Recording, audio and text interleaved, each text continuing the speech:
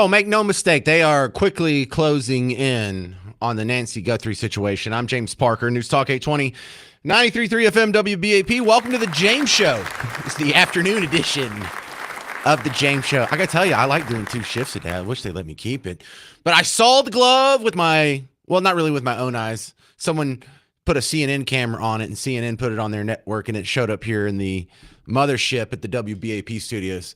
But I saw the glove, and it looks like a little latex plastic glove or whatever, like the dude had on in the door cam video. So closer there. There's probably some DNA in there. They'll get some DNA from that. They'll get some DNA from Tommaso, the brother-in-law, and they'll make that connection, and then he'll probably have to confess, or he'll clam up and get a lawyer, and then we know he's guilty. And so that's I say promising. It's promising in the fact that we're finally going to get to the end of this mystery. I am still concerned that Nancy Guthrie may not still be alive. We still don't have proof of life. And so I think that is, if I could ask for anything next, can we see if this lady's still alive? Here's a great summary from WFAA this morning. The search for the mother of Today Show anchor Savannah Guthrie, Nancy Guthrie, now 12 days since that disappearance. Still no answers. The FBI says it just wrapped up an extensive search of her neighborhood, combing through anything that could point to who took her. Authorities say thousands of tips have come in, and they're still following up on leads. I want to welcome back ABC senior investigative correspondent Aaron Katursky to Daybreak. He joins us live from Tucson this morning. We have seen the investigation ramp up, it feels like, in the past 24 to 48 hours. Aaron?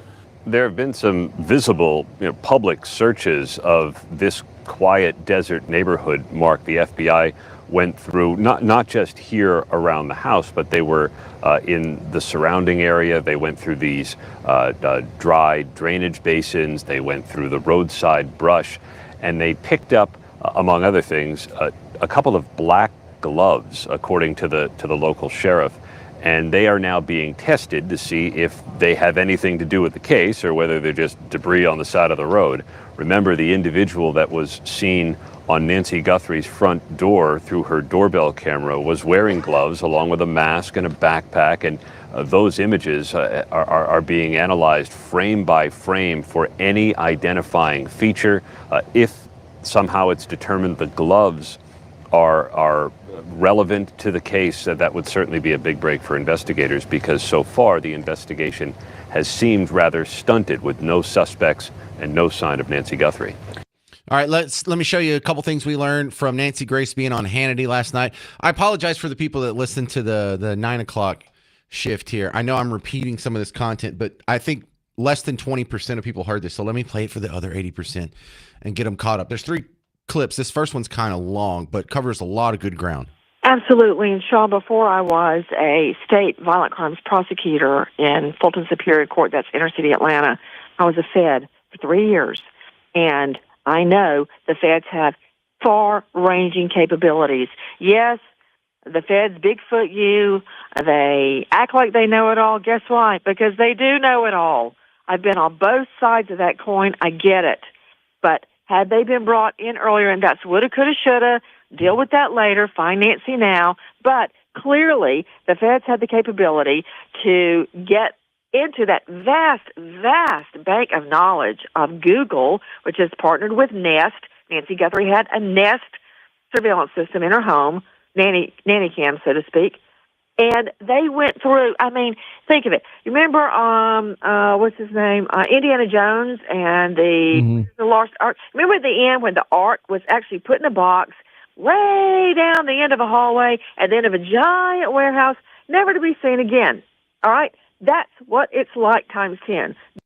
So she seems to be optimistic, the fact that not only are the Feds helping out, but they have these tools at their disposal that seem to be working.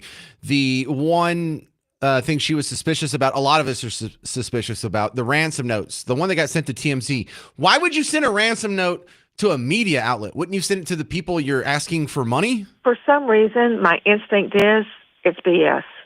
I don't necessarily feel that way about the other ransom notes that Levin got, K-Gun got, KOLD got. I don't feel that way about them because Savannah Guthrie took them seriously. And if she took them seriously and responded to them, that means law enforcement was taking them seriously. There was something about them that had the indicia of reliability.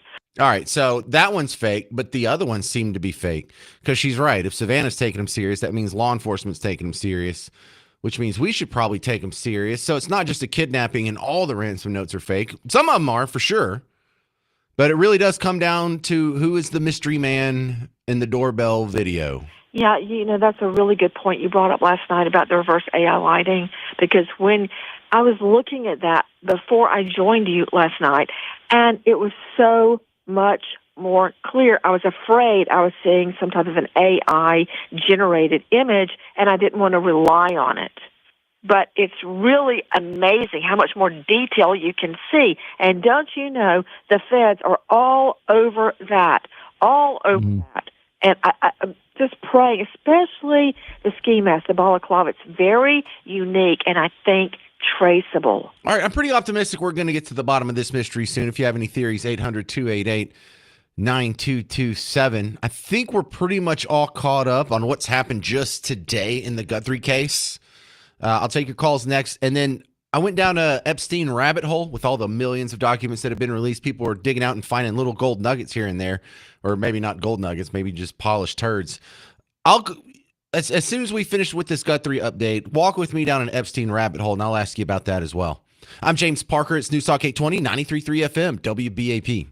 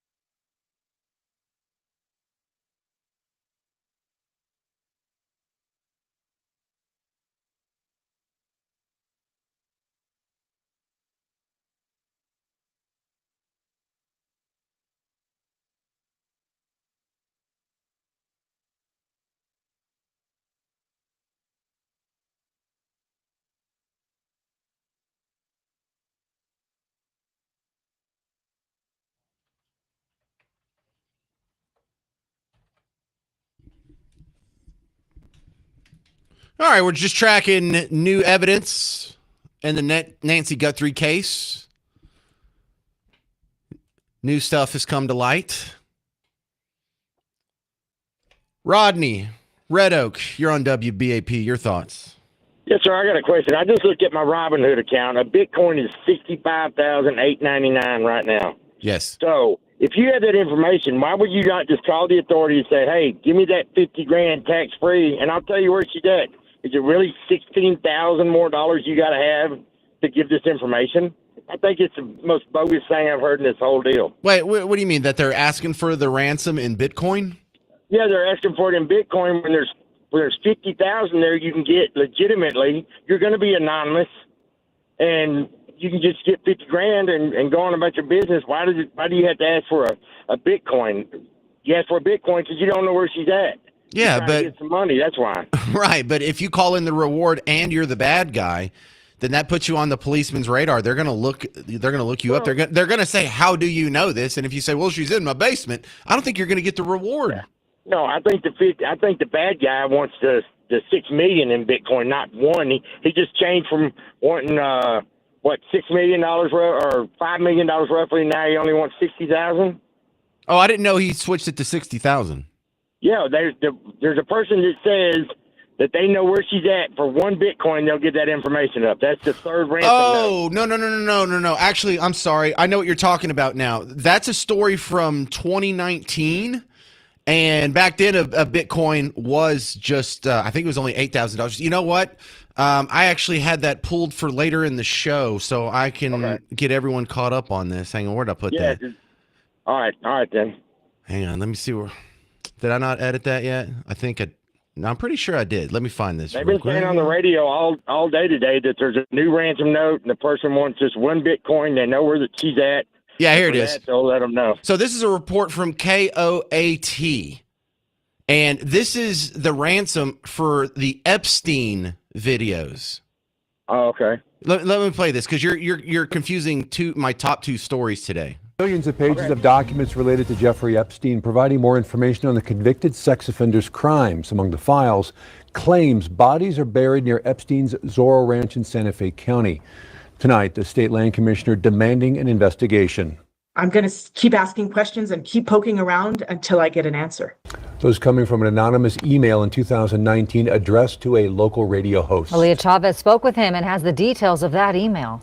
Yeah, Doug, Shelley, we're also hearing tonight from the Attorney General's office, who says it takes these allegations seriously, but needs more information to do something about it. Eddie Aragon says it was early in the morning in November 2019 when he got this email from someone claiming they were a former staffer at Zorro Ranch. Writing, "Did you know somewhere in the hills outside of the Zorro, 2 foreign girls were buried on orders of Jeffrey and Madam G. Both died by strangulation during rough fetish sex." I got the email. I was startled. The emailer says they had 7 sex videos, including some with minors, but never actually sent the footage, asking Aragon for digital currency Bitcoin.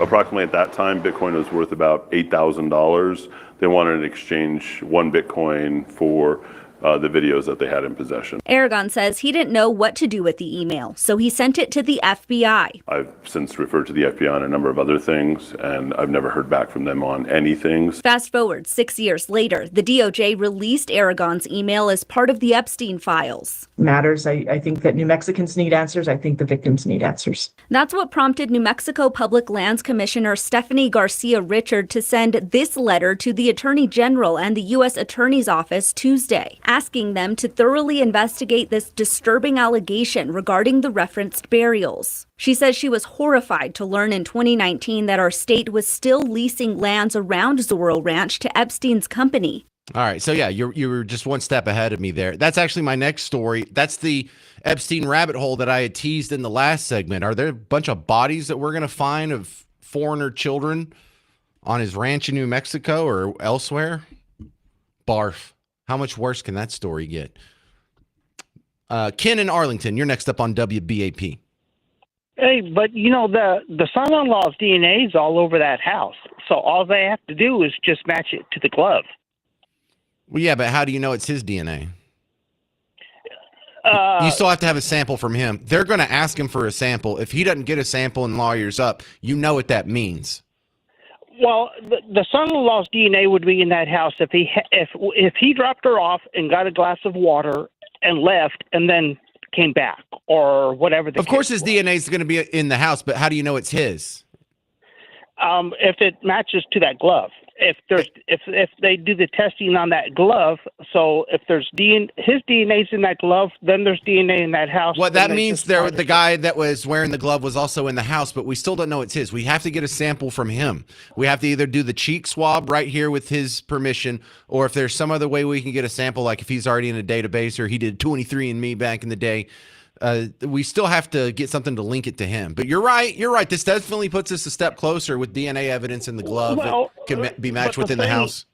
I'm just waiting. If he doesn't get arrested from the DNA in the glove and all that other stuff, he's going to try to get off. His lawyer's going to get off, and they're going to pull Johnny Cochran. If the glove doesn't fit, you must have quit, right? Is that what you're going to say? Yeah. Yeah. Well, I mean, look, he could have hired someone to do it on his behalf and still be the guilty party, and the DNA doesn't match him. But you're right. We've got to be getting close to this guy. Yeah, and, it's only a matter of time. And I think, why are they in that house now? Yeah, for the third time? Or For the third time. I mean, it's reported that she's missing, okay? Did they take it based upon she's missing and they searched the house? Or she's missing and didn't search the house? She might be in the house. No, I doubt she's in the house. Her pacemaker wouldn't have untethered from the Bluetooth. Well, I think she's actually probably in, what do you call those things? It's not a safe space, but it's panic room. A panic room, or not in the house, but like maybe abandoned house somewhere to where, okay, we got our money. Okay, she's 2 blocks away in this abandoned house. Okay, like a safe Stash house. Stash house. Hey, Ken, you're in Arlington. You going to come to the Parker Pour next Thursday? It's in Fort Worth. Sure, I'll try. Just thought I'd put you on the spot there and ask you in front of everybody. Yeah, the next Parker Pour is happening at the Whiskey and Rye Bar. It's in the bottom of the Omni Fort Worth Hotel. Downtown Fort Worth. It's that cool building that has the pointy sides with all the pointy balconies sticking off of it. Looks real modern and futuristic. We're in the lobby bar there. It's called Whiskey and Rye. I'll be doing a live show a week from today from 2 to 5, and then hanging out from 5 to 7, having a little happy hour action with anyone who wants to hang out. Will in Frisco, you're on WBAP. Hey, like I told your screener, I think what the gentleman before was referring to about a night or two ago on Hannity, or maybe the 5, somebody had sent a ransom for a Bitcoin, which they said would only be like $65,000 or $67,000 at the time. So that person would only make like $15,000 or $17,000 on it, and they were like, because the $50,000 reward, if they just turned it in, a lot of the rewards now, a lot of people aren't getting, or they're having to pay taxes on it. And then somebody else had said, well, geez, how about your conscience? If you know where somebody's at, $50,000. So I don't know if that was a So did I get that wrong, Will? Like, he wasn't referring to the other Epstein story where someone was doing a ransom for a Bitcoin? Correct. Okay. You're mistaken not in a negative way, but you're mistaken playing that video about Epstein, what that gentleman before me was talking about with the Bitcoin. Well, thanks for fixing that. I get stuff wrong all the time. I think people are too hesitant to call in and correct me because they don't want to seem rude. But I'm sure everyone else saw that. So thank you, Will. Yeah, you bet. Thanks. Bye-bye. All right. 800-288-9227, 800-288-9227. We'll continue with the Guthrie conversation if you want to have some more input there. But also, I do want to get to that Epstein rabbit hole, because I think that's a real possibility with all the just absolutely evil, gross stuff that we're seeing coming out of the Epstein files. Are we going to find bodies? I'm James Parker. It's News Talk 820, 93.3 FM, WBAP.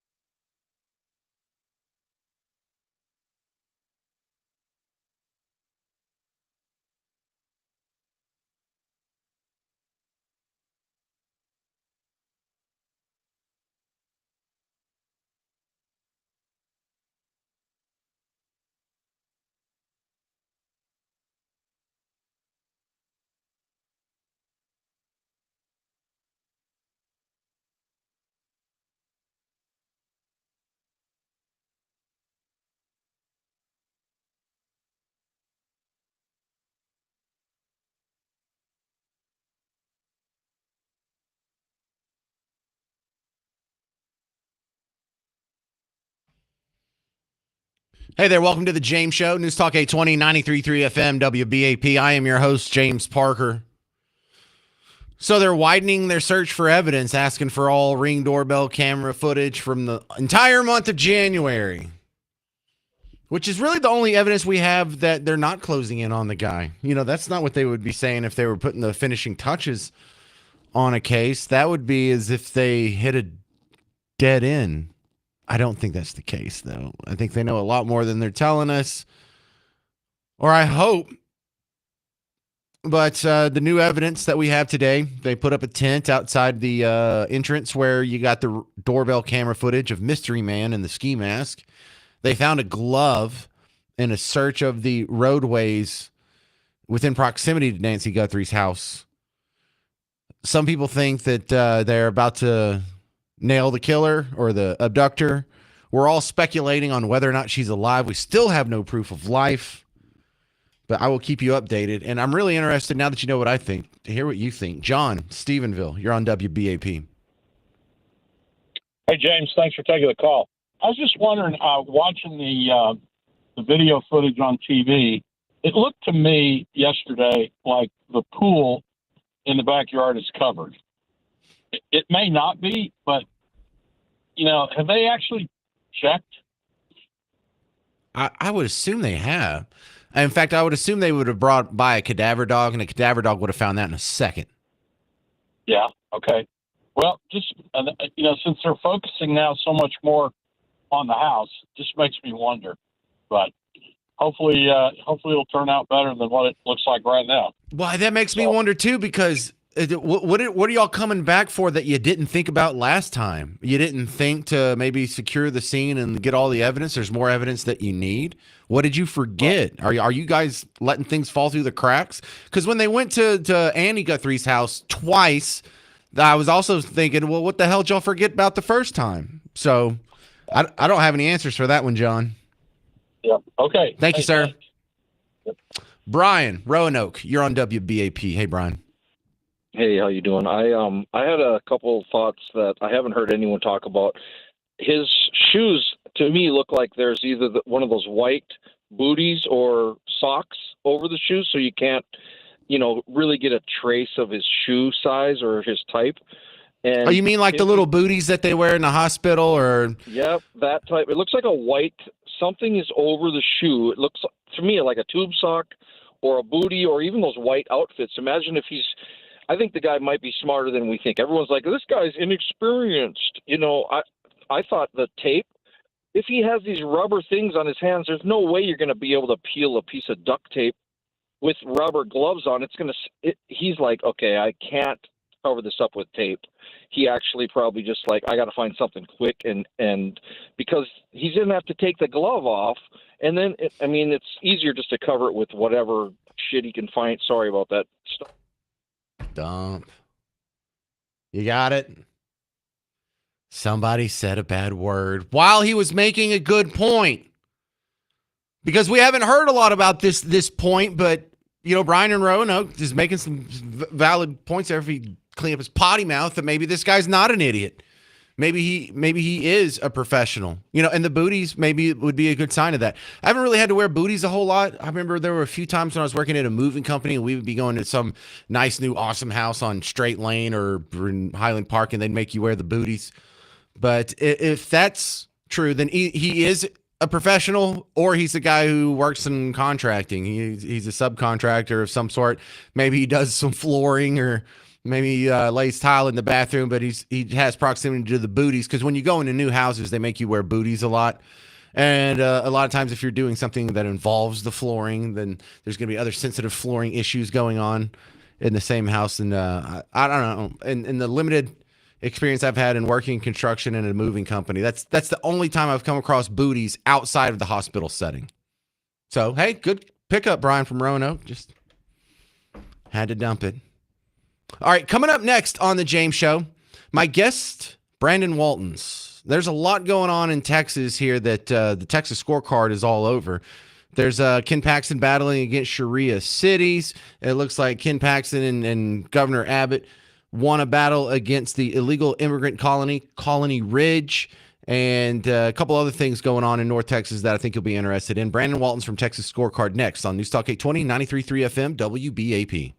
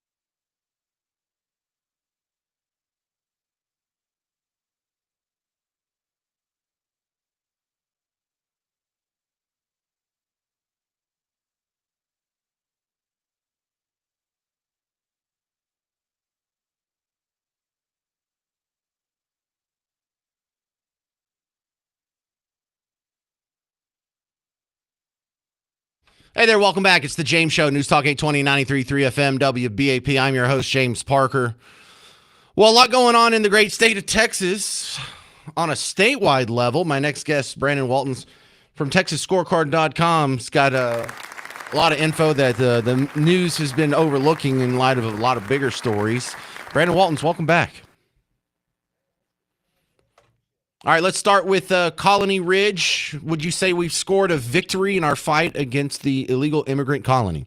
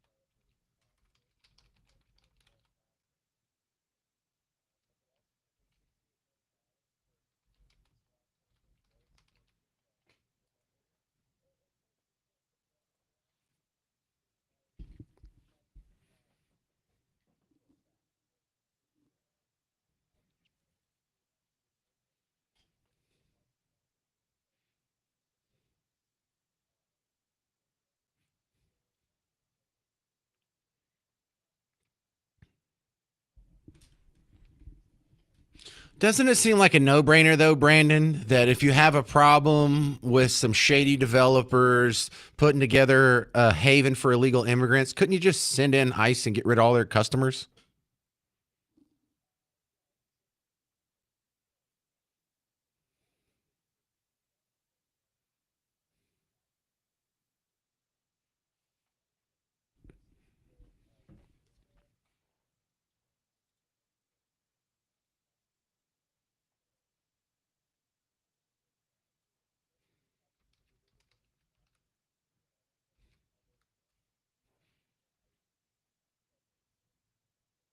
All right, Brandon Waltons, I saw some great reporting on Texas scorecards about the battle against Sharia cities. Are we actually going to be able to stop these things?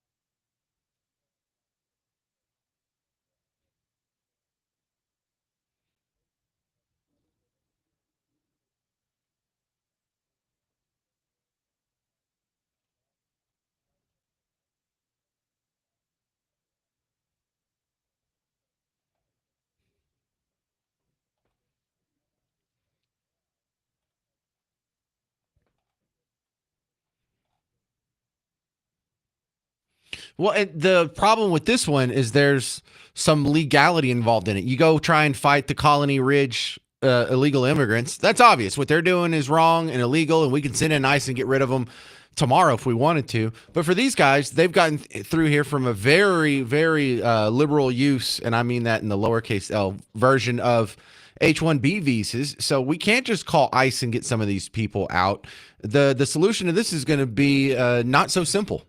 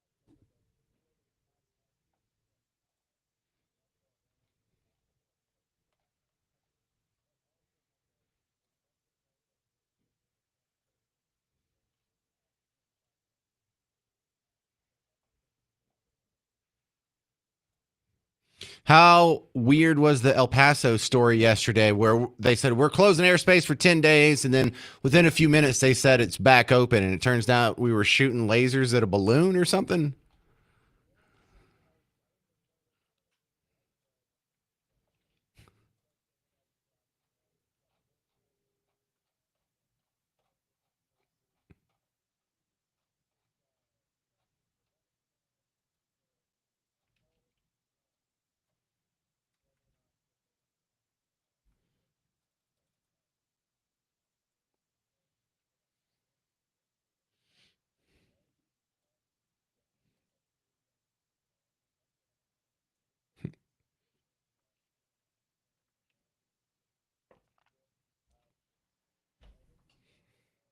Well, thanks for the assist on updating everyone on Texas news. Check out his website, texasscorecard.com, and he's got a bunch of good stuff on social media. Thank you, Brandon Waltons.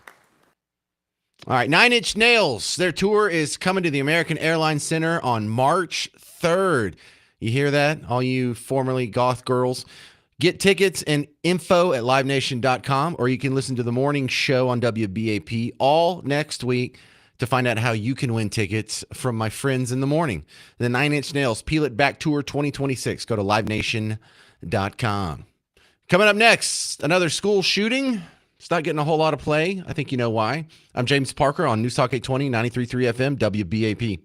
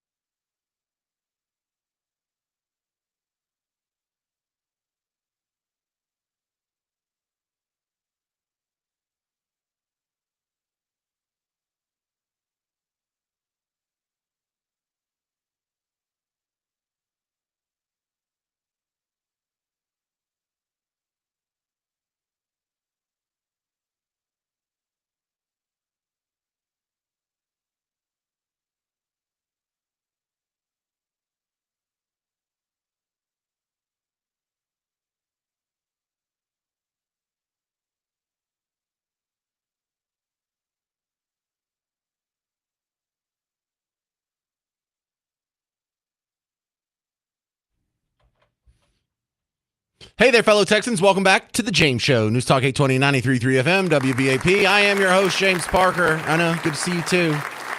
You're not going to like this next story, though. It's a bit of a bummer. There's been another school shooting. 6 kids are dead, or 6 people at the school are dead. The shooter's dead. The shooter's mom is dead. The shooter's brother is dead. Now, this is done with a handgun and a long gun that may or may not be an assault rifle. I haven't got all the descriptions here, but something weird's going on. I'm on CNN.com, and you're not going to believe this. I can't find anything about it at the top of the page. They have the border czar saying he's going to end the ICE surge in Minnesota. There's another ICE fight. There's Trump repealing EPA pollution regulations. There's an update on the snowboard halfpipe at the Winter Olympics. There's gloves at Nancy Guthrie's house. There's 1, 2, 3 Epstein stories on the top. Nothing about the shoot. That's so weird. This just happened 2 days ago. You think they'd be all over this. This would be a good chance for CNN and the narrative to scare people about giving up their gun rights. Oh, no. Here it is. There's no picture. There's no description. As you get toward the bottom of the front page of CNN.com, here's one lonely headline. Gun and mental health struggles. What the apparent online footprint of the Canada school shooter tells us. Yes, the online footprint is what got your eye. Not the dude wearing lipstick, huh? The online footprint. Let's see how CBS News reported this for you. All right, now we turn to breaking news out of Canada overnight. At least 9 people have been killed and dozens more injured in shootings at a high school and a home in British Columbia. Authorities say the suspected shooter was found dead at the school from a self-inflicted injury. CBS News foreign correspondent Rami Inocencio joins us with more on this out of London. Good morning, Rami. This is a rare occurrence in Canada. What more do we know about what happened? Pretty much as rare for Canada as they are tragically common for our viewers across the United States. And hang on a second. Number 1, screw you. Number 2, don't you recognize propaganda when you hear it?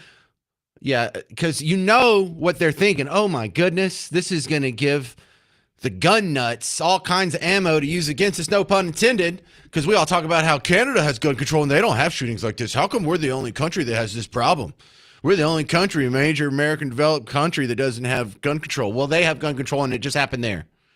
So in order to get in front of that, before they tell you the details of the story, they've got to set it up. Oh, yeah, this is so rare, isn't it? And they throws it to the report. Yeah, it's rare. Just as common it's as rare as here as it is common in America. So we get it. It's you're laying defense for the gun control argument. We got it. Can you just report the damn story? They say they reached the school within 2 minutes of the first emergency call yesterday afternoon. Inside, they found victims in the halls and in the classrooms. And based on police reports, this is the breakdown. 6 were confirmed dead inside the school. 1 person died on the way to the hospital. And then at a home nearby, 2 more people were then found dead. And police believe that this home is linked to those attacks. Investigators say that the suspected shooter was a woman in a brown dress, found dead inside the school from what they call a self-inflicted injury. But as you expect, people there, the residents are just broken. The mayor of this town said he broke down. A pastor there said that walking the corridors of that school will never be the same again. And the premier of BC, of British Columbia, said that this is causing all of us to hug our kids a little bit tighter tonight. And that school and the only elementary school in that town are closed for the rest of this week. Yeah, so they're reporting a woman. Now, where did they get that? Well, when the RCMP, Royal Canadian Mounted Police, did their press conference, they called him. So the suspect is identified as an 18-year-old female by the name of Jessie. We have a history of police attendance at the family residence. Some of those calls were related to mental health issues. All right, now both of those parts, both of the parts of that compound sentence are super important. Number 1, he calls her a female, and secondly, he says, repeated visits. This was a known entity to police because they had been to the house. So he knows damn well what the gender of the shooter really is. And the reporters do too. So they ask him, maybe 8 questions into the press conference. He has to admit it. I will say this. We identified the suspect as they chose to be identified in public and in social media. I can say that Jesse was born as a biological male who approximately, the information that I have, approximately 6 years ago began to transition to female and identified as female both socially and publicly. So the people that are saying female got the same press conference info as the guy admitting they're trans. Now, let me go show you how this is reported. In NPR, they say a woman who police believe to be the shooter was also killed. Not a trans? Well, what does it say in the headline? Shootings at school and home in British Columbia, Canada leave 10 dead. They don't even admit that it's a trans shooter. The Standard in Canada. Here's the headline. Canada school shooting, 9 killed by female in dress. In Tumbler Ridge, everything we know so far. Police active shooter alert said the suspect was described as a female in a dress with brown hair. Here's the Detroit News. 10 dead after woman opens fire at high school in Canada. People magazine. Female identified as suspect in worst Canada school shooting in decades that killed 10, injured at least 25. Thankfully, that's only 9. But the St. Albert Gazette. 10 dead, including female suspect in devastating school shootings at BC school and home. Modern Diplomacy said it was a female. What is that? Something Times Now, The Independent in Britain, Yahoo News. So this dishonesty here, this is good for the Democrat Party. This is good for liberals. This is good for socialists, Marxists, good for the narrative, good for misleading voters and understanding what actually happened up there. But it's not good for you. It's not good for me. It's not good for safety. It's not good for children. And it's not good for trans people either. I'll explain that next coming up on The James Show. News Talk 820, 93.3 FM, WBAP.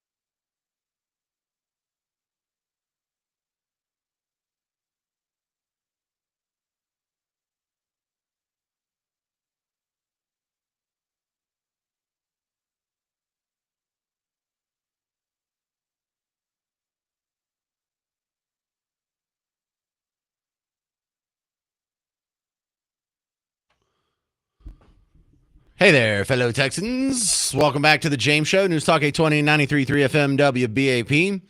We're just talking about the latest school shooting. This one is fantastic because it happened in Canada. Not that that's great and we revel in that, but it really kind of narrows down the discussion that we usually have after the fact, because one of the things that you just totally roll your eyes at every single one of these school shootings is the rush for some people to say, see, we need gun control. They can't do that with this one. This happened in Canada, the place that has the exact same gun control prescriptions that you asked for when these other school shootings happen. In fact, this is fantastic evidence that all those other times when you said it after all those other school shootings, you were wrong.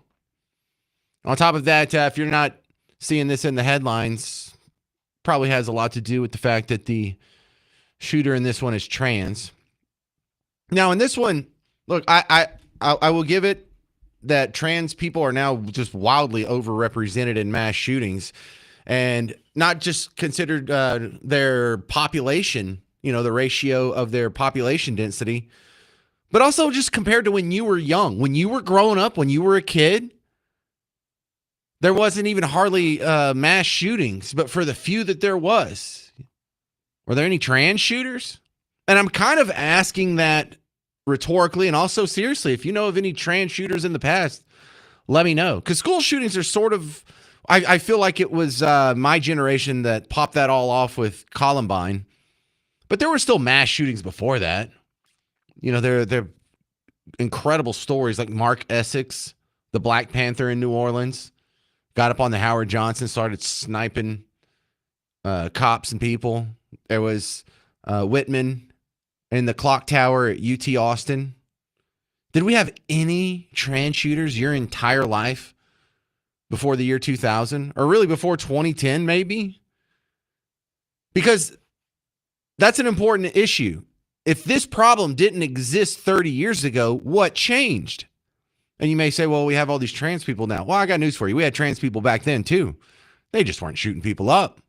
Trans people were a known entity. Trans people have been showing up in history books and, throughout Roman history, there's Elagabalus and there's all kinds of, and it's just a condition that some people have where they get off on the idea of dressing off as the opposite sex. Some people get there through, they're abused. And so they're kind of hiding out in their new gender. Some people, I've spent a lot of time around trans people. I used to do a show with a trans person, and it was a fun little hobby for him. It wasn't anything evil. It wasn't anything malevolent. It was just kind of a fun little kink that he had. And we've always had those people in our society, maybe not to the same proportion we have now, but they weren't shooting people up. So what's changed? Well, we've changed. Society has changed. The problem isn't with the trans community in this one. The problem is we in society have changed how we reacted to the trans communities. And we got to admit, a lot of us have changed. Society has changed their tune when it comes to the community ever since about 2010-ish. When did Bruce Jenner come out as Caitlyn? That's kind of the bellwether on when we stopped saying, trans women are really dudes and saying trans women are women. That's when we started saying men can have a baby. That's when a Supreme Court nominee said, I don't know what a woman is. We changed. They didn't. What we're doing now, this new approach to that community, doesn't seem to be working, does it? In fact, it seems to be making things worse. If we changed and now we're having mass shootings out of that community, and it's not a few, it's quite a few. Do you remember the school shooting at the church, the Catholic school in Minneapolis? There was the other one in Nashville. There was just the trans guy that was hammering out J.D. Vance's windows at his house in Ohio, a month ago? We had the trans lady that was trying to shoot up the Joel Osteen church, ended up just getting herself killed. We've seen a lot of these. So what changed? They didn't change. We changed. So what do? We'll change back. If we go back to the societal norms we had before the mass shooting started, let's see if that works. And if it doesn't, maybe we need to have another conversation. But I'm not even fixated on the trans issue on this one nearly as much as I am the gun control. I think this is a much bigger defining point for the gun control debate. And the gun control supporters know it. There's all kinds of double standards a lot of people are pointing out in the comment section. Hey, you know, all the people that were worried about the 5-year-old that got picked up by some ICE officers and they went and took him out for some McDonald's while they were trying to get his mom to come take him because his dad had abandoned him. You know, they're worried about kids being separated from their families. You're not worried about 6 children being separated from their families in this one? This isn't a big deal? Why aren't you talking about this like you talk about all other mass school shootings? Why isn't this in the headlines? Why do I have to hear from David Hogg about a school shooting that happened now, 7 years ago? But we don't hear about this one that happened 2 days ago. You punks. Because the discussion actually comes to a fruitful conclusion for those of us who are willing to be rational about it. Because you and I see what this is. This is a psychopath who wanted to inflict as much harm on society as possible before he went out. And the media has taught him by their obsessive coverage of previous mass shootings that the greatest tragedy to possibly occur could be a school shooting, the one that will get him the most attention for years to come would be a school shooting. On top of that, the laws are set up in such a way that your kids are sitting at school undefended. They are sitting ducks. So look, if we look at that, take away the trans stuff, that's just a happenstance. It's a psycho. He's a psychopath. I don't say that as a pejorative. I say that as a clinical definition. He's not just indifferent to human suffering. He enjoys human suffering. And he's going to inflict as much as he can before he takes himself out so he doesn't have to deal with the consequences. And he knows what will get the most pain out of the most people is going after the kiddos. And he knows the kiddos are undefended. So 2 things we need to do. Number 1, admit gun control doesn't work and stop with our stupid campus gun-free policies. Stop incentivizing them to target our kids. And number 2, stop this intense media coverage of mass shootings, which is the good part of this story. Apparently, we know that the media can ignore a mass shooting now or treat it with the same level as other mass shootings that don't fit the narrative. We know it's possible that there can be a mass shooting where kids die in a school setting, even with evil assault rifles, and we don't have to hear about it. We don't have to get a weeks-long hissy fit screaming about gun control or racism or whatever. But we also know that when kids are being slaughtered in front of your face, it's only important when it fits the narrative, and that makes you pretty disgusting. Because that means you really, this entire time, all these arguments, all these crying, all these protests, hasn't really been caring about children being slaughtered. It's really been about you exploiting our empathy of children being murdered to demonize us, to demonize your political opponents, to get people to willingly let go of their constitutional rights. And did you hear the reporting on this? Yes, it was a handgun, semi-automatic handgun, and a long gun. We'll get you the specifics on that later. Yes, yeah, let's get accurate descriptions on the guns, but not the child murderer. We can be flimsy and cavalier with that. 800-288-9227. 800-288-9227. Because right now, I'm not even...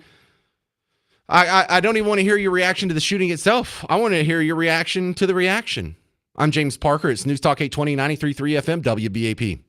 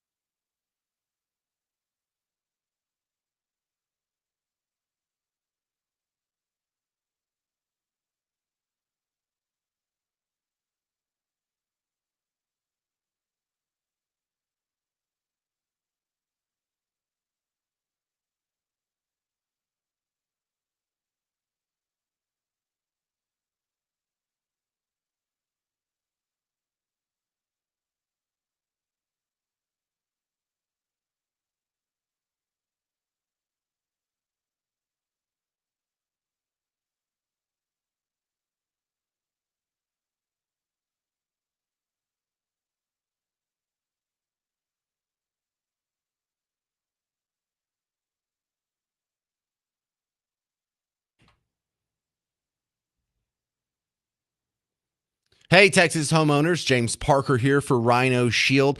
I want to talk to you if you have to make some home repairs. The outside of your home, maybe you have some boards that are starting to warp a little bit and you need someone to come in and replace them, if not redo the whole siding. Well, this is a perfect chance to upgrade your house while you're doing it, because when they rip off the boards and they have to replace that little warped one that has water damage or whatever's going on, they're going to have to come back and it's going to mess up the paint job. So either you repaint it with the inferior technology of old paint, or this is your chance to upgrade while you're there and do Rhino Shield. And here's a dirty little secret. Rhino Shield will do the repair for you as well. And they're not here to make money off the basic carpentry there. They normally have to prep a house and make all kinds of adjustments anyway. You know, if you're getting Rhino Shield, they look at your entire house. And if you have some of these warp boards, they'll recommend they be replaced. However, they are a ceramic coating company. So if there is some minor changes, some minor upgrades that need to be done, a board to be replaced or anything like that, they'll do it cheap for you. Just give you the bill for the materials and move on, and just count it as part of prepping your house for getting your house ceramic coated. So if you have some repairs to make, this is the perfect excuse to go to rhinoshielddfw.com and go ahead and upgrade that house. Let them do the repairs for you, and then you're done with that paint. Never have to worry about it again. Go to rhinoshielddfw.com.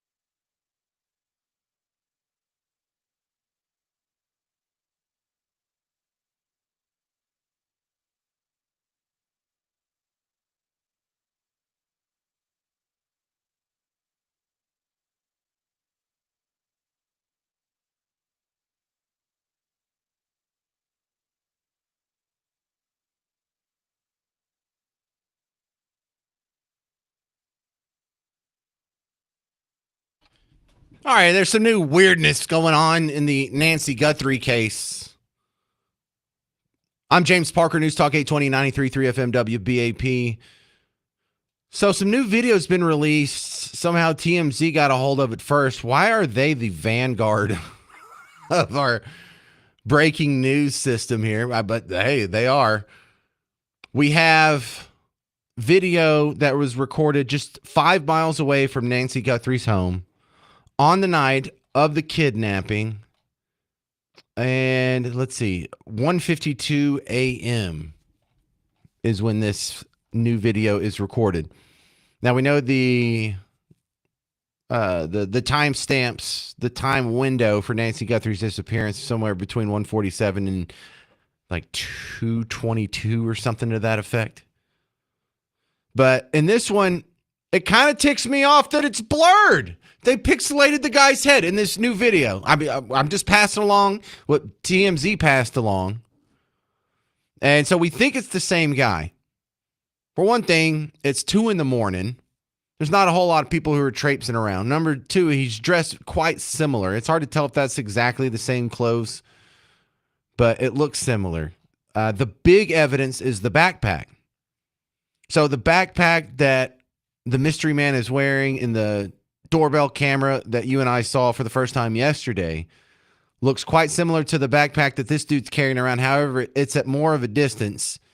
And I think it's the same backpack, but I'm not 100% sure. Now, I can't really tell a whole lot about the guy except for, I guess he's a white fella because it's pixelated. I can't even tell if he's bald-headed or not. Can't tell if he has a mustache, nothing. So it kind of ticks me off. Why release this? Just to let us know you're getting closer? So I think they know who the guy is. I mean, I guess this guy's kind of bald, isn't he? And so what about Tommaso? Does that match up with what he's got going on? So far, yes, but we'll see. They didn't tell us the details. They just said it was 5 miles away. Well, is he at his house? Is he at Annie's house? Is he at somebody else's house? Why is he at someone else's house? Because he's under someone's carport is what it looks like. And he has 2 backpacks, and one of them he's chunking over the backyard. So, I don't know. But if you want to go see it yourself, WBAP.com. You can click through. There's a link there to the video on YouTube. Tell me what you think. Heath, Fort Worth, you're on WBAP. Hey, Heath. Hey, James, I love your show. I hope they get that guy because I'm tired of hearing about it. Well, you say that. You should see what our website traffic is telling us on the back end here. People say, oh, I don't care about that. Yeah, you do. Yeah. Well, I care about it, but it's just been overwhelming. Anyway, the reason I've got 2 subjects I was calling you about, the school shooting and the lack of reporting on that. I feel like that's, one of the main reasons this country, we're living in 2 different countries is because of the bias in the media and the way that they pick and choose what they're going to report and for what narrative. Well, that only works one way. The interesting position you and I are put in, Heath and Fort Worth, that the ubiquitous ideology, just default ideology of all of the entertainment world and news world and media world and really political world, it's all lefty. You and I can't live in a bubble. It's impossible for us to live in a bubble. If we want to try and live in our own bubble, it's busted every time we turn on any news channel but Fox News. And I'm not talking about M. Snow or CNN. If you go to ABC, NBC, CBS, none of them have had a registered Republican as an evening news anchor in the 100 years of television broadcasting.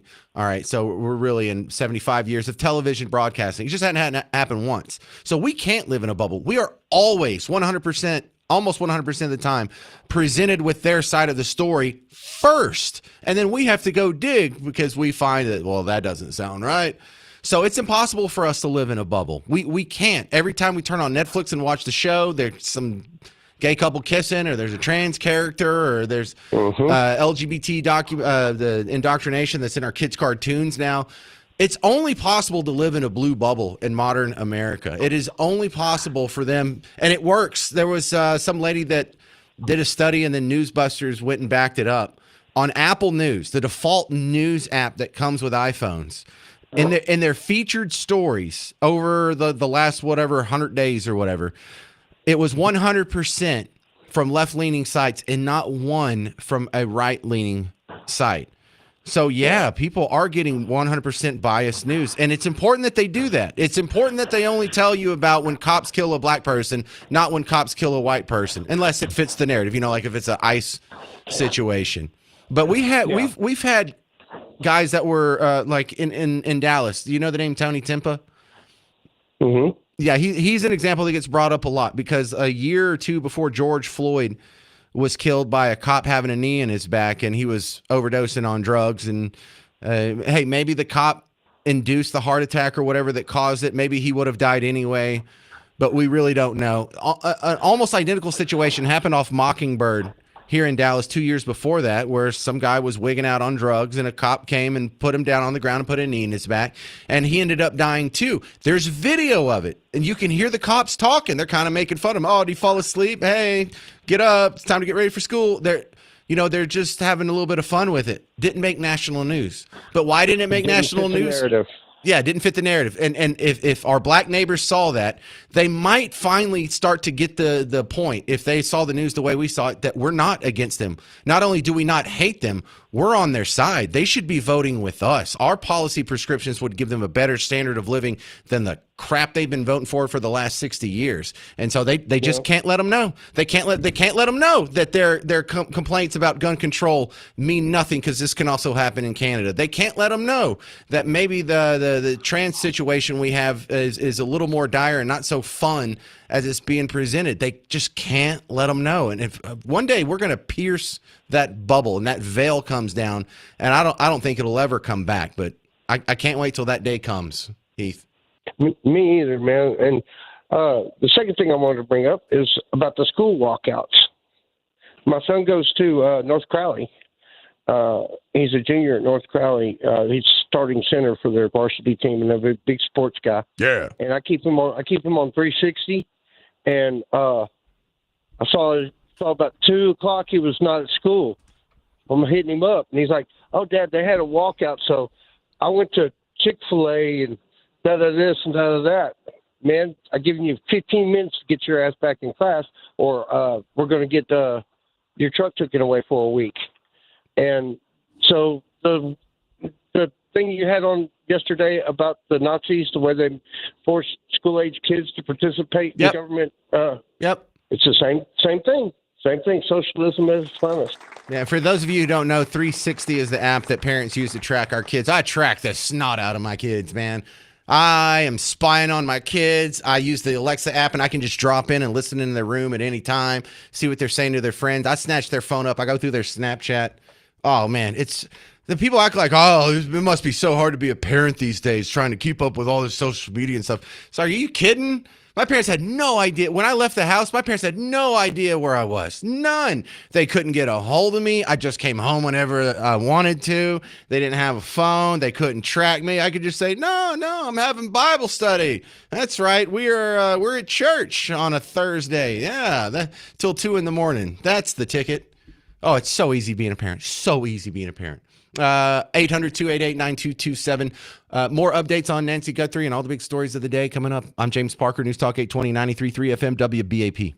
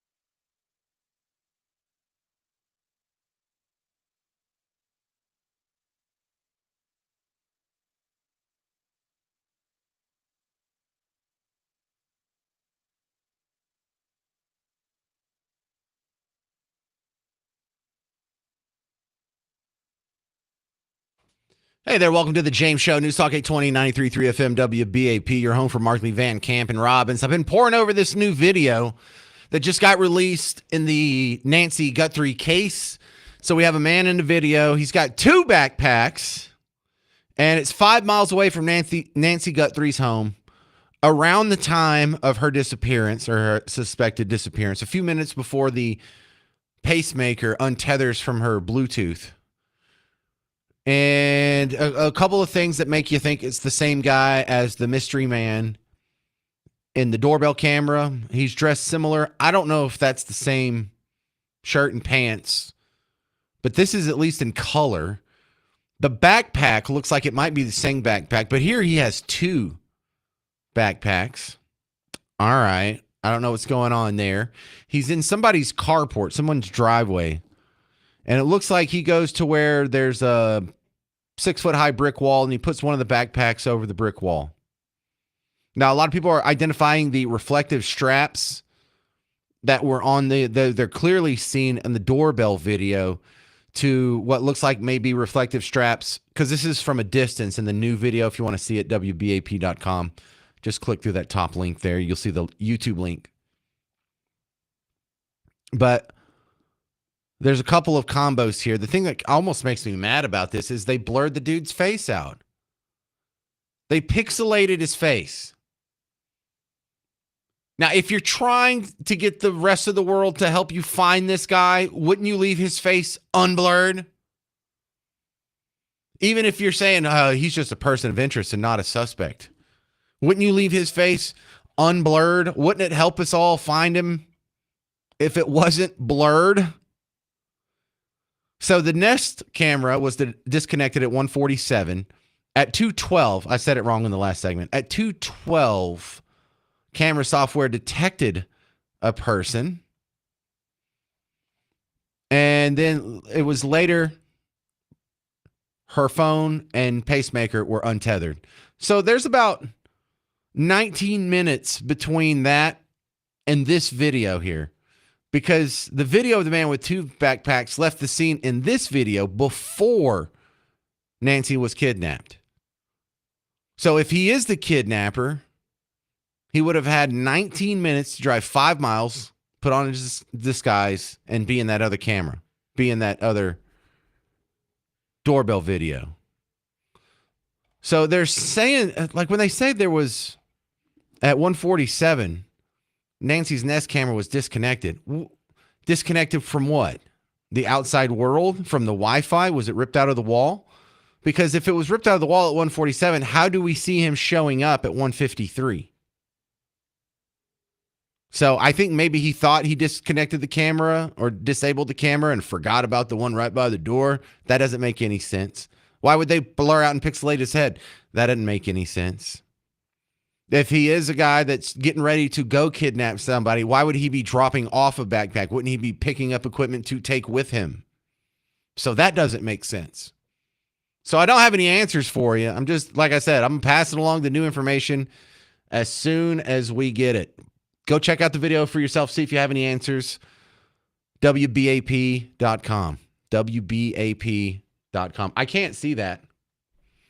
All right, coming up on the James Show, if there's anything else I figure out in the meantime on that front, I'll be sure to pass it along as well.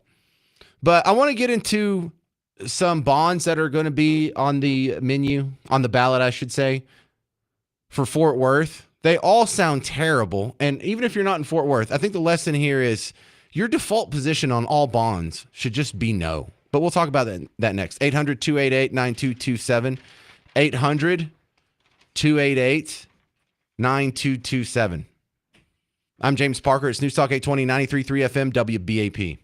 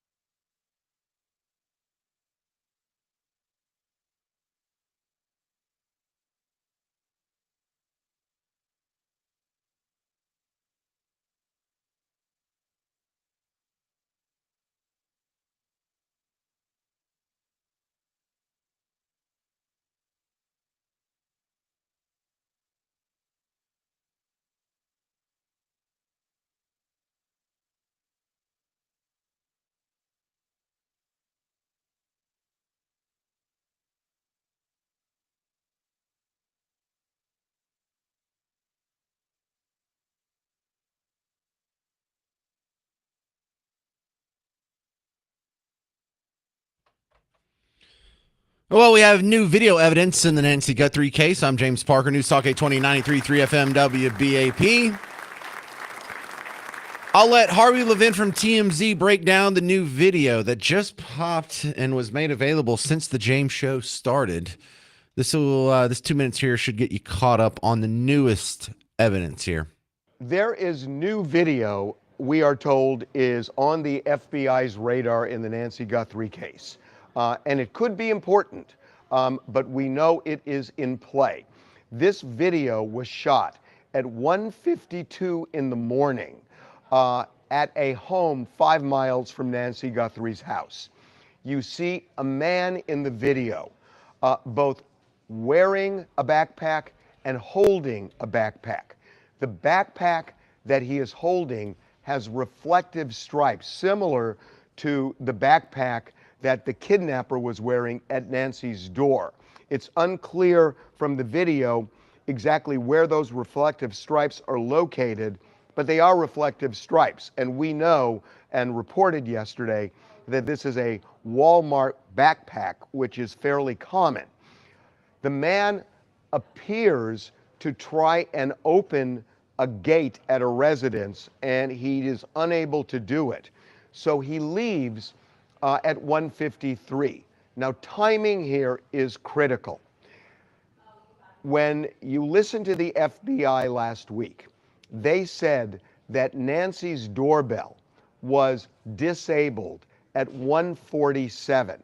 Our law enforcement sources directly connected to this case tell us that the video that they retrieved showing the kidnapper at Nancy Guthrie's door, that video was actually 2:12 a.m. Notice that when the FBI released it, they didn't give a timestamp. They didn't say when it was. But we are told by law enforcement sources it was 2:12 a.m. Where you see the kidnapper. That's the video that was retrieved. So now think about this. If the kidnapper is at Nancy's door at 2:12 a.m., and this person in this other video 5 miles away left that home at 1:53, there would be 19 minutes that person has, if that person is the kidnapper, and I stress if, 19 minutes to drive 5 miles, put on the disguise, and walk up to Nancy's door. Now, I want to really make this clear. We don't know this is the kidnapper. We do know this is something the FBI is actively looking at. Well, he's really hitting that hard. We just want to stress, we don't know if this guy's a kidnapper. I got it. You're worried about being sued. I got it. I can't blame you there. Maybe I should stress that too. We don't know that this guy's the kidnapper. But we do know that there's another video where there's a fellow that looks quite similar.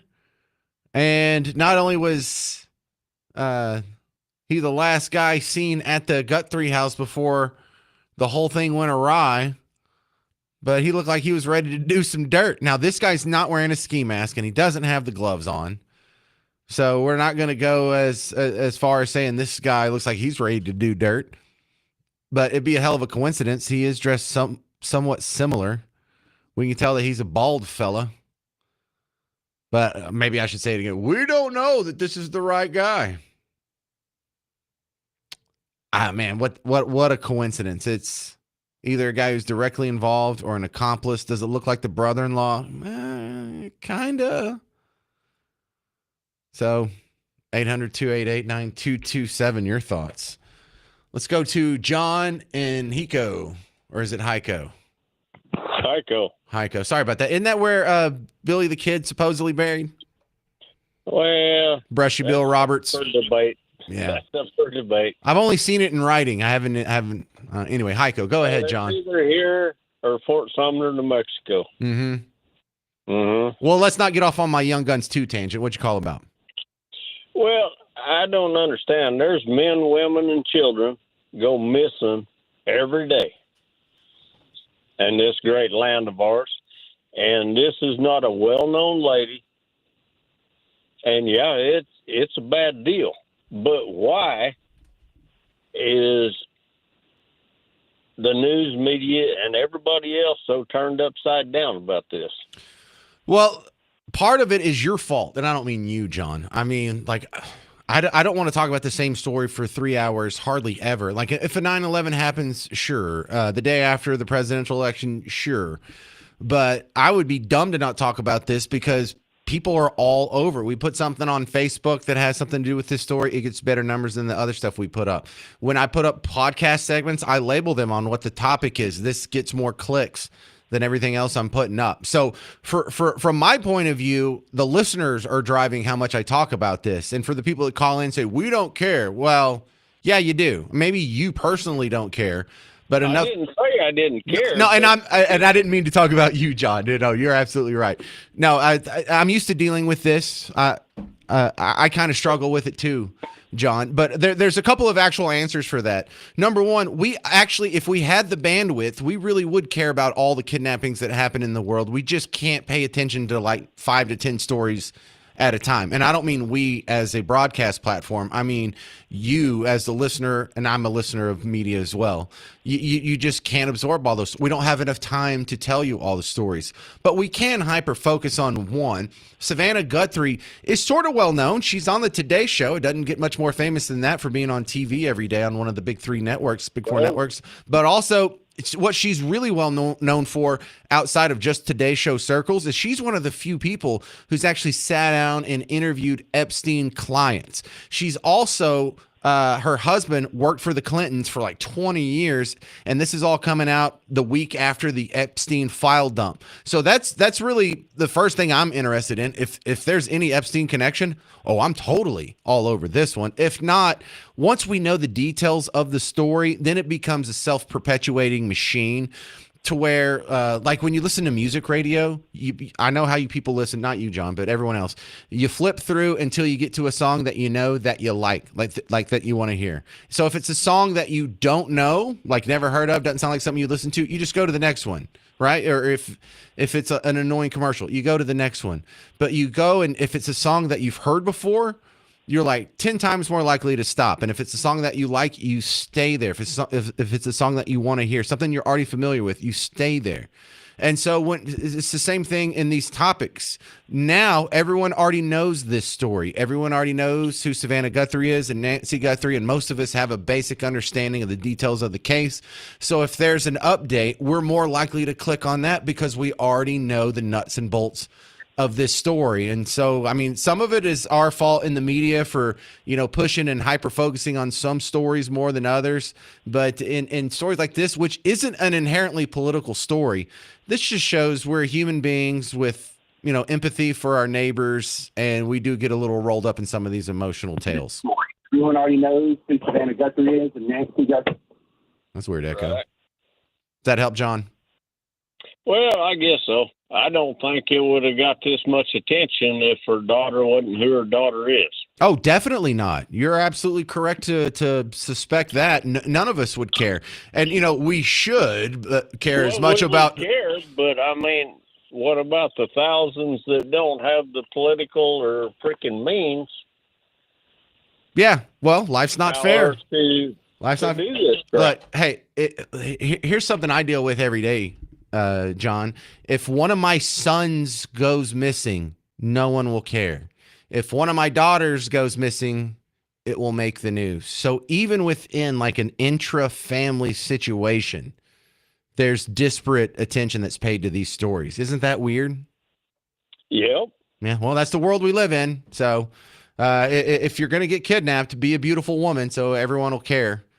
Have you seen one kidnapping story in the news that got any kind of national attention where it's a guy that's like my age and kind of balding, a little overweight, but he's not famous or known out for anything? Have you one? Never happened? That's why. All right. Thank you very much, John. But children are sympathetic figures. Elderly people are sympathetic figures. Disabled people, sympathetic figures. Celebrities, sympathetic figures. Me, no one will care. 800-288-9227. I'm going to go watch this video, see what else we can find out about the new evidence in the Guthrie case. I'm James Parker. It's News Talk 820, 93.3 FM, WBAP.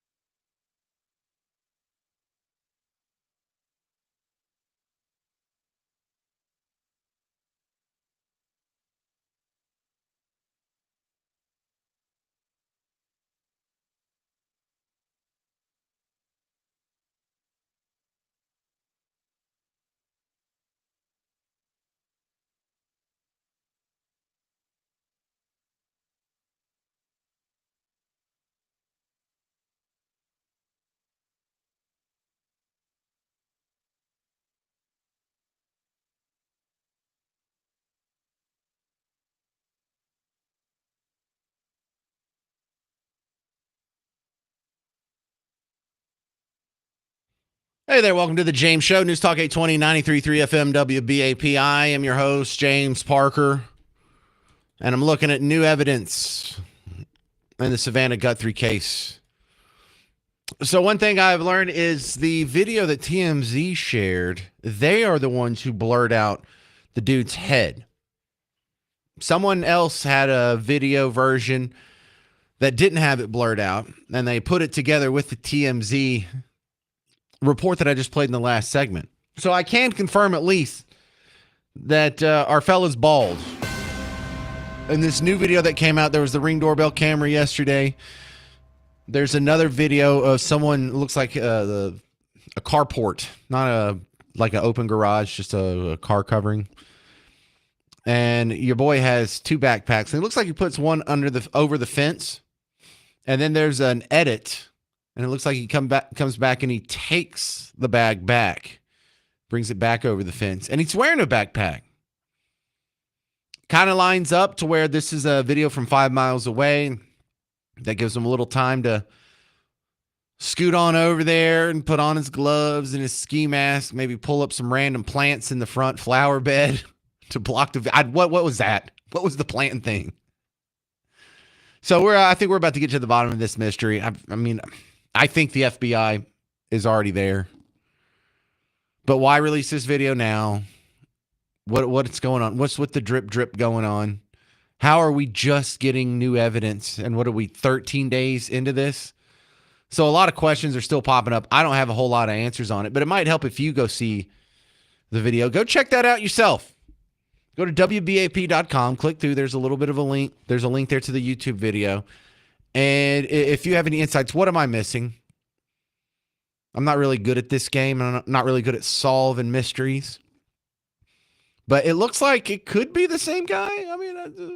I don't want to, look, the reason why they blurred out his face is because they are trying to defensively shield themselves from a lawsuit. Because if that's not the guy and he experiences any negative consequences, he gets any phone calls or death threats or people show up at his house, TMZ is going to get sued. TMZ is going to get sued because they're going to say you abused your platform to harass an innocent guy because you didn't do your due diligence, because you were sloppy about putting his identity out. And so they're just blurring his face, not because it helps us get to the bottom of this mystery, but it's a defensive move. Dang it. So the latest in the Guthrie case is, for the part that we're allowed to know about, is new video. Check that out. That is so bizarre. So once you go check that out, the connection that most people are trying to make is that the same mystery man? Is that the same guy in the new video that is in the video that came out yesterday? No, I don't think this is a distraction from all the other important things that are going on. And if you're worried about the ICE protests or the SAVE Act, this lady's going to be found, and we're not going to really revisit this a whole lot, and we'll have plenty of time to go over that. Don't worry about the government shutdown. This will be the third one of the second term of President Trump. It's crazy how the one that happened a few months ago, they're acting like it's the end of the world. We're literally in one right now, and there's almost no reporting on it. And if we don't get this DHS funding, it will continue through next week. No big reporting about it. That doesn't mean it should be a big story now. Make no mistake about that. That means all the hyperventilating they were doing back in October was a lie. That's what that means. So we have some other ancillary stories that are sort of attached to this that aren't really of interest to the final product itself, but worth mentioning. There's a California man that was accused of sending a fake ransom demand to Nancy Guthrie's daughter and son-in-law. So he's not in custody, but he did have to appear in a federal court in Tucson today. And it looks like he doesn't even have a lawyer with him. There's just some random dude with a cell phone video that catches him walking out the courthouse. And he's by himself. There's not any reporters there. There's not even any other pedestrians there. How would you like to be a guy who's accused of sending a fake ransom demand if you're innocent? Now, if he's guilty, I don't feel sorry for him at all. But this is why we do so much to protect, the names of the innocent, and we say allegedly and reportedly, and this is exactly why TMZ blurred out that dude's face. Oh, I get it. It doesn't help. It's not the most accurate of reporting, but it's better than a lawsuit. So now I think we're going to be getting answers pretty soon. I did say that yesterday, but I would say that we are a lot closer now than we are yesterday. But this isn't quieting a lot of the conspiracy theorists. The first conspiracy theorist, or the first sort of speculative cycle that we have to go through, is this woman still alive? And I don't even see a consensus on that. I see more of a consensus with a lot of people thinking this is the brother-in-law. He has a motive. He has the proximity. He has the inside knowledge. He would know about the cameras. He didn't take any medicine, but if he knows what it takes to keep her alive, he can go get that medicine elsewhere. Is she still alive? I don't know. I don't know what to believe on that part. And that's kind of sad because we're almost 2 weeks into this. And I used to think the longer that this goes on, the less likely she is to be alive. But if she's dead, she was probably dead that night. It's one thing to be a sociopath and be indifferent to the sufferings of your fellow human beings. But, that is a spectrum. And you would have to be all the way 100% sociopath, almost psychopath, to let your mother-in-law, someone that you actually had, a somewhat human relationship with for years and years and years, to watch that lady slowly die of attrition over the course of days because she doesn't have adequate medicine. So I think there's no middle ground on that one. Either she's still alive now or she's been dead. So if she's still alive now, there's a hope for a best case scenario. Best case scenario would be the woman comes back alive. We catch the guy. No one loses any money. And that's about as best as we can make out of a bad situation. Worst case scenario is she's been dead this whole time. All the ransom notes are fake. Either someone trying to get some money or someone trying to throw off the cops on the trail. And worse, then from that little algorithm, you have two terrible options there.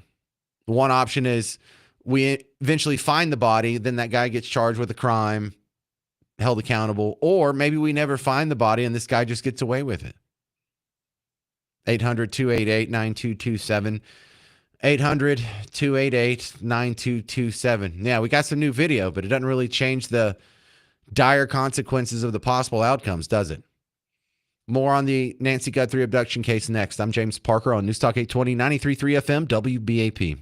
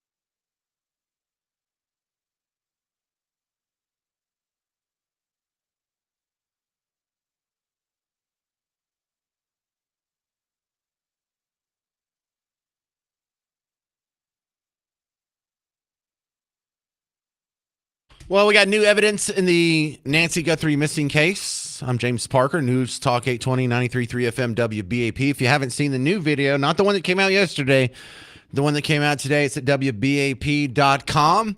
And so that's sort of narrowing down the possibilities. And in this big, giant game of Scooby-Doo, we're all playing together. It looks like we're one step closer to getting to the bottom of this mystery. James in Grand Prairie, you're on WBAP. Hey, man. I think that after the first few days this thing went by and that first ransom note was sent and nothing happened, I had the feeling then that the lady has died. And the reason I think so, I think that now they're kind of stuck with a body they don't know what to do with, and they can't really deliver her and get the money because they don't, she's not alive. And I think this was probably done by a person, at least going by that video, something maybe mentally ill with this guy because of the way he acted in front of the camera. Yes. So he, maybe thought, well, I can make me some easy money, and figured this little plan out, but he wasn't counting on her, possibly dying on him. And I think that's probably what happened. But well, we have no proof of life, and that's the weird part. Exactly. Because I've dealt with zero ransoms in my entire life, but I've reported on them, and usually there's some sort of proof of life, or at least asking for a proof of life. And they weren't even asking for that in the Instagram videos, which a lot of people have said was kind of weird. Right, and all this time's gone by, and why would they be go out looking again? This guy on this other video might be him, but I just don't. I really think that that's what happened. That because of not having a medicine, or maybe she died shortly after.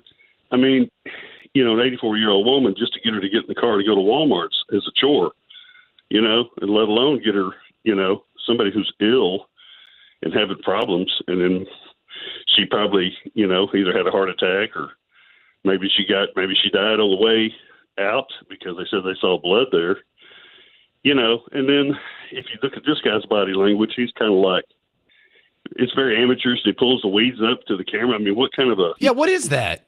That's just, to me, that's what makes me think the guy's probably got some kind of mental issues, and maybe he was an acquaintance or had met the lady maybe somewhere at church or, somewhere and knew of them. Do you not think it's the son-in-law?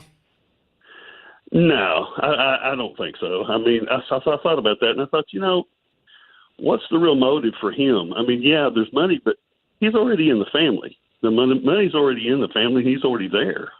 What would be the? I just don't see that. Well, my explanation for that is if he was trying to do a ransom, then he could get money and not have to kill his mother-in-law, and everyone's happy. If this isn't, but you think about that, but okay, let's say it was him, and he grabbed her, and he gave her back. Obviously, she's going to know it was him. He ain't going to wear the disguise. She's going to give him up. You know what I'm saying? Okay, How so would he get the money? legit question. The answer to that is it was his idea, but he got someone else to do it for him. And so Mystery Man isn't son-in-law. Mystery Man is whoever son-in-law put up to this. Could be, because she promised him a cut in it, and then it went bad, and she died. Right, and the thing that I find appealing about that theory is it's a guy who has inside knowledge to know that there is the mother of a very rich person, a multimillionaire person. She's going to be alone. This is when she's going to be alone. This is where you go. This is how you do it. And I forgot to tell him about that doorbell camera. Shoot, right? That's yeah. All right, but the way this guy seemed so amateurish to me, the way he just kind of walked up and kind of nonchalantly does this, odd stuff. You're like, that's not a pro. Agreed. Agreed. And also too, one more thing. Okay. A pro would not have thrown the glove out onto the road somewhere. That would have never been found. Yeah, I'm not 100% sure that glove's associated with the kidnapping, but if it is, you're right. What a stupid move that is. Exactly. All right. Thank you, James in Grand Prairie. Good stuff. Let's go to Steve in Carrollton. Is this the Steve in Carrollton? Oh, Steve in Carrollton. I was going to play it. He has a theme song. All right. Well, call back, Steve. 800-288-9227. I'm James Parker on News Talk 820, 93.3 FM, WBAP.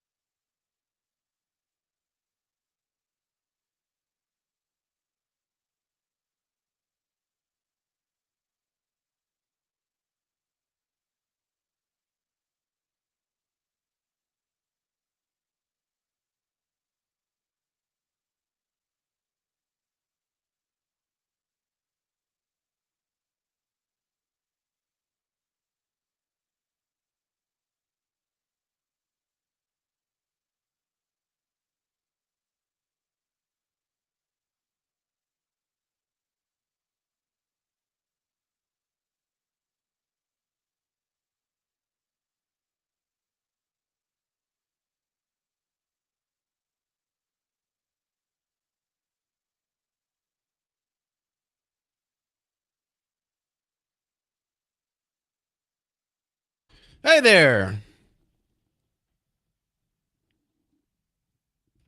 Welcome to the James Show, News Talk 820 93.3 FM WBAP. I'm your host, James Parker. We're just digesting the latest evidence in the Nancy Guthrie case. A new video has been released via TMZ, center of the world. But I guess they are now. And it looks like this might be the same guy as the mystery man who was in the video that got released yesterday. And so now we're speculating. Is it the son-in-law? Is it the son-in-law or someone hired by the son-in-law? Is she alive? Was there ever any kidnapping at all? It's amazing how much we don't know, and it's almost 2 weeks into this. 800-288-9227. This is Steve in Carrollton. Now, again, is this the Steve in Carrollton? No, this is Steve in Fate. All right, fine. Hey, Steve in Fate, go ahead. Listen, I think that's a woman. I think she's a nurse.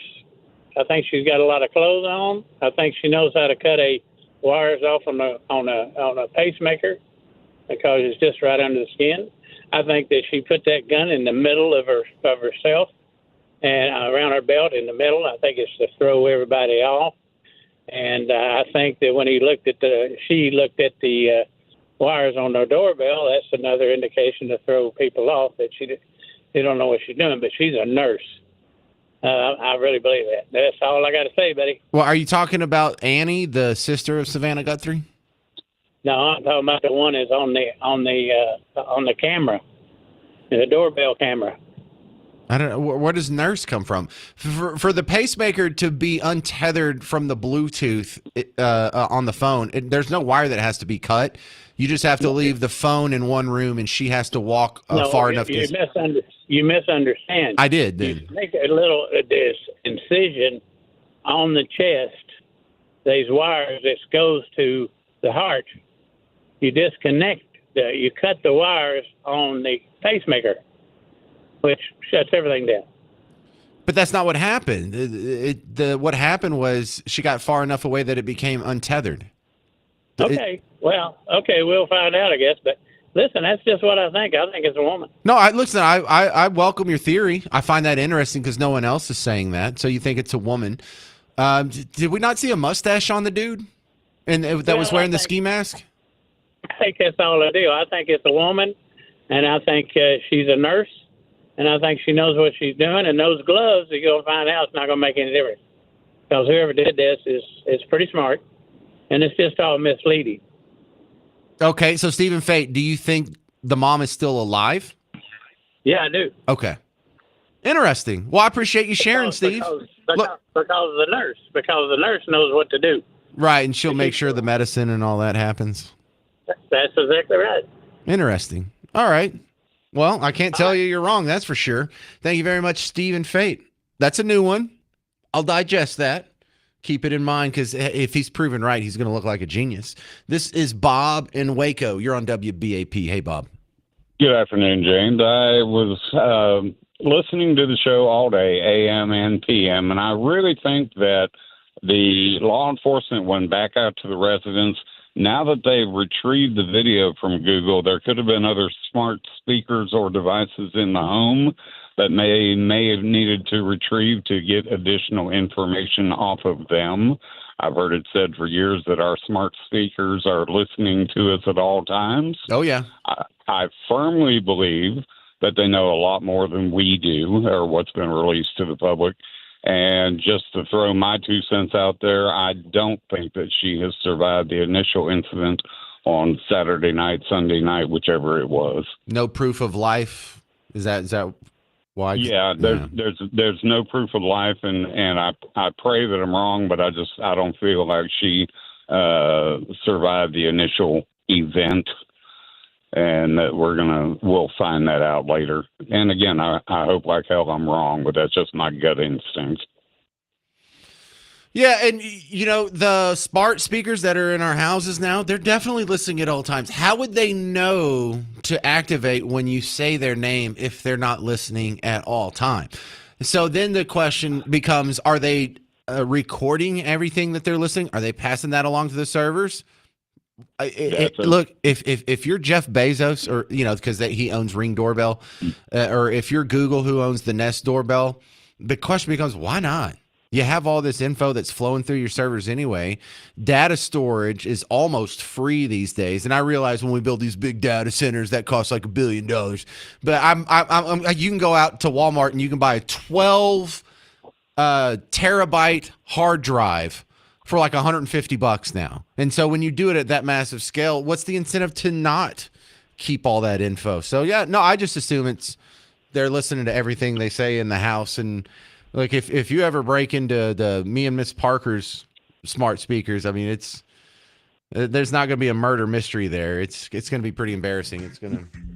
Going back to your Nancy Grace clips earlier today, they have capabilities that we don't even know about at the national level, the FBI and other intelligence agencies. Sure, they're hitting Cuban guards in Venezuela with some sort of sonic beam. They're shooting down Mexican cartel balloons with lasers in El Paso, and now they're back tracing all this video. You're right. But on the flip side, we've given up our privacy, but it'll be really hard to commit crimes in the future.